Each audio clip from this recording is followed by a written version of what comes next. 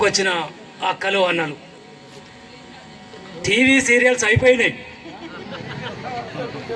ఎంత టెన్షన్గా చూస్తామంటే దాని ముందు కూర్చొని వాడు చంపుతున్నా కూడా ఇంటి వెనకంగా దొంగ చేసుకపోయినా కూడా మనం మాత్రం ఆ టీవీ ఎదురుగా కూర్చొని చూస్తుంటాం తప్ప కానీ ఏది పట్టించుకోం.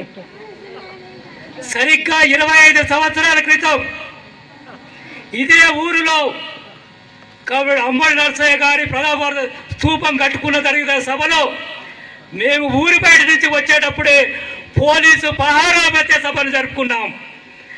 మళ్ళీ 25 సంవత్సరాల తర్వాత సభను జరుపుకుంటుంటే మీకు పర్మిషన్ ఇవ్వని మళ్ళీ ఎలక్షన్లు పెట్టారు. అంటే మనం ఎక్కడున్నామో అర్థం చేసుకోవాలి. ఈ ఊరికి ఒక చరిత్ర ఉన్నది. నాటి తెలంగాణ సాయుధ రైతాంగ పోరాటం నుండి నేటి వరకు కూడా జరిగే యొక్క ప్రజా పోరాటాలలో భాగస్వామ్యం అవుతున్న వాళ్ళు విప్లవ ఈ ఊరు వాళ్ళు అనేక మంది ఉన్నారు. అనేక మంది ఈ ఊరులో కన్నవారిని ఉన్నవారిని వదిలిపెట్టి విప్లవోత్సవంలో అడుగుపెట్టిన వాళ్ళు ఈ ఊరిలో ఉన్నారు. ఒక అసమానత లేని సమాజం ఏర్పడాలంటే కులాలు మతాలు ఉండకూడదని కులాలు మతాలకు దూరంగా ఆదర్శ వివాహాలు చేసుకున్న ఊర్లో ఈ ఇరుకులపాడు గ్రామం. ఇలాంటి ఒక మహత్తరమైన గ్రామంలో 4 విషయాలు ప్రజల కొరకు పనిచేస్తూ ప్రజల మధ్య ఉండి చనిపోతే 4 విషయాలు మాట్లాడుకుందామంటే అనేక మంది ఒక్కొక్కరు రోజు ఎన్ని పనులున్నా పెట్టదని ఎక్కడెక్కడి నుంచో వచ్చిర్రు. మన ఊరి వాళ్ళ గురించి ఓ 4 విషయాలు ఇందామని ధ్యాస మనకు లేకుండా పోయేది. అదే ప్రభుత్వాలు కోరుకునేది కూడా ఇదే. ఓరే మీరు ఇట్లనే ఉండాలా, మీ మత్తులలో ఉండాలి, టీవీలలో ఉండాలి, తాగడం నేర్చుకోవాలి, ఇట్లనే ఉండాలి, మేము మాత్రం గద్దెల మీద ఉండాలని వాళ్ళు కోరుకున్నది అదే, మనం చేసేది కూడా అదే. ఎన్నడూ మారుతాం మనం? ఇక ఈ బ్రతుకుని ఇంకెన్నడూ మారాలి. ఎవడు మార్చాలి? మరి నీ బ్రతుకులకు కారణమైన వారి గురించి మీరు చైతన్యం కావాలని ఎవడు చెప్పాలి? మరి అగో చెప్పితేనే నువ్వు నక్సలైట్ రా అంటున్నావు, అది చెప్పితేనే నీకు పర్మిషన్ ఇవ్వాలని చెప్తున్నారు. నిజంగానే మేము అనుకున్నా ఎన్నికల ముందు మన ముఖ్యమంత్రి గారు రేవంత్ రెడ్డి గారు ఏం చేశారు?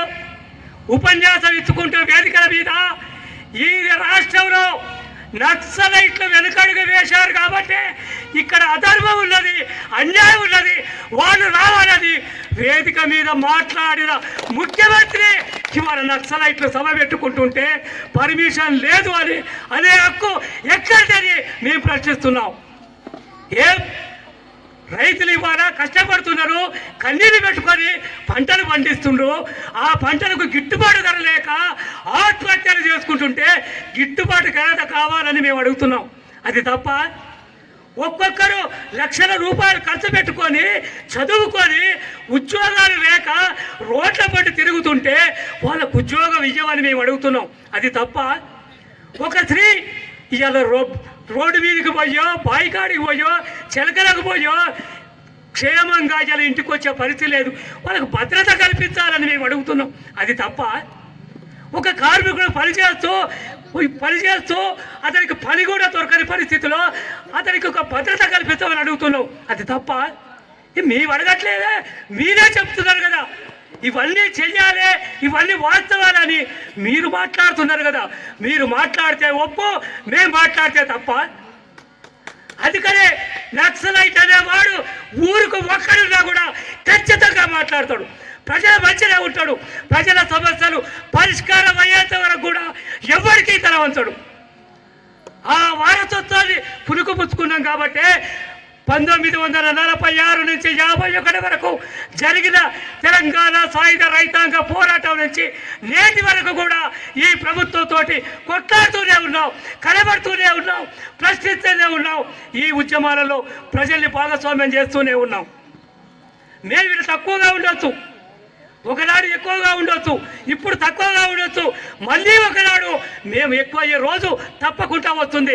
కడుపు మండిన వాడికి ఆకలి గురించి తెలుస్తుంది, కడుపు నిండిన వాడికి ఆకలి గురించి తెలియదు. కానీ ఈరోజు కడుపు మండి నేనున్నా, అందుకనే నేను మాట్లాడుతున్నా. రేపు కడుపు మండినవాడు ఫలానా వాళ్ళు కడుపు మండినప్పుడు ఎట్లా మాట్లాడారు, ఇది వాస్తవం, ఇది న్యాయమైనది, ఇది సమంజసమైనది.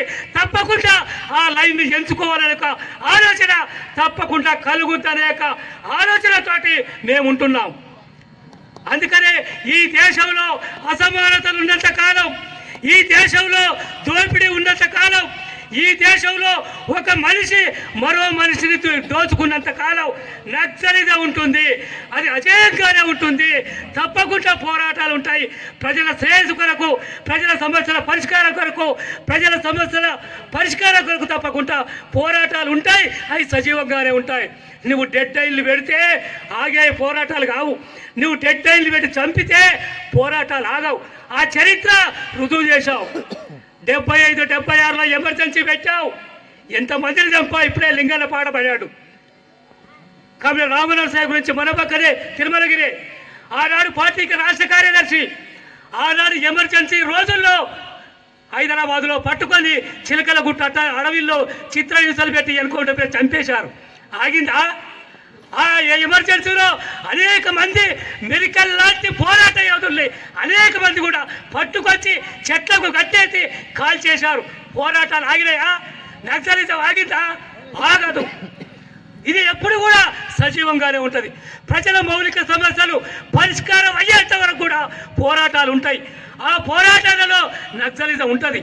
అందుకనే మీరు అనుకుంటున్నవచ్చు తప్ప సభలకు పర్మిషన్ ఇవ్వకుండానో లేకుండా మాట్లాడనియకుండానో ఈ ఉద్యమాలు ఆగుతాయి అనుకుంటున్నాయో ఎప్పటికీ కూడా అది జరగదు అని చరిత్ర రుజువు చెప్పారు. చరిత్ర రుజువు చేసింది. అందుకనే నేను ఆనాడు పోలీసుల పహారాల మధ్యనే సభ జరిగేది, ఈనాడు కూడా ఆంక్షల మధ్యనే సభ జరుగుతున్నది. అనేక మంది విప్లవకారులు ఉన్న ఊర్లో కన్నవాళ్ళు వదిలిపెట్టి కూడా బయటకు వచ్చి ప్రజల కొరకు పనిచేశారు. ముఖ్యంగా జగదీష్ తోటి నేను చాలా కాలం సూర్యాపేటలో పనిచేశాను. అక్కడ విద్యార్థి దశ నుంచే విప్లవోద్యమంలో పాట పెట్టాడు. అనేక మంది కూడా ఇక్కడి నుంచి బయటికి వెళ్ళి పనిచేసిన వాళ్ళు ఉన్నారు. అందుకనే ప్రజల యొక్క మౌలిక సమస్యల పరిష్కారం కావాలంటే అది పోరాటాల ద్వారానే సాధ్యమవుతుంది తప్ప మరొకటి కాదు. ఆ వైపుగానే సిపిఎంఎల్ న్యూ డెమోక్రసీ పనిచేస్తుంది. ఆ వైపుగానే సిపిఎంఎల్ న్యూ డెమోక్రసీ నాయకత్వంలో ఉద్యమాలు కొనసాగుతున్నాయి.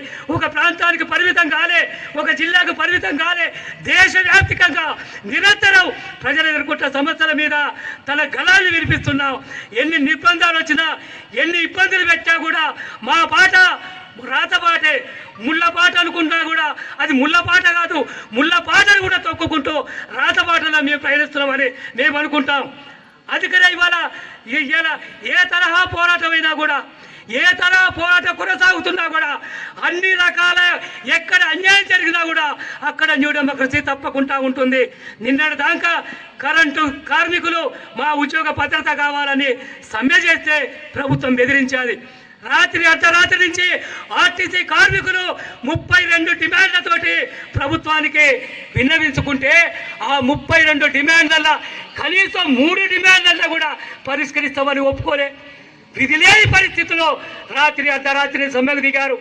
వాళ్ళు సమ్మె చేస్తుంటే కావాలని ఈరోజు పోలీసులను పెట్టి బస్సులు నడిపిస్తున్నారు. అంటే ఇంత దుర్మార్గంగా వ్యవహరిస్తున్నారంటే ప్రజలు మరి ఏం అడగాలి? మరి ప్రజలు ఎంతకాలం ఇంత మౌనంగా ఉండాలి? ఆర్టీసీని ప్రభుత్వ పరం చేస్తా ఉన్నావు, ఉద్యోగ భద్రత కల్పిస్తా ఉన్నావు, మహారాష్ట్ర పేరు మీద మహిళలకు ఇవాళ టికెట్లు లేకుండా ఉచిత ప్రయాణం అన్నావు. ఉచిత ప్రయాణం అని నువ్వు వాగ్దానం చేసినావు. వాళ్ళు బస్సులలో తిరుగుతున్నారు, వాళ్ళ పైసలు నేను ఇస్తానన్నావు. ఆర్టీసీకి ₹1 ఇవ్వలేదు. మరి ఆర్టీసీ ఎట్లా నడవాలి? అది నష్టాల్లో ఉన్నది. దాన్ని కూడా ప్రైవేట్ పరం చేయడానికి ఇవాళ ప్రభుత్వం ప్రయత్నం చేస్తున్నది. కుట్ట గురించి వెనకాల దాగున్నదని కూడా వాళ్ళు మేల్కొని తాడో పేడో తేల్చుకుంటాం ఈ ప్రభుత్వంతో అని రాత్రి నుంచి సమ్మెకు దిగారు.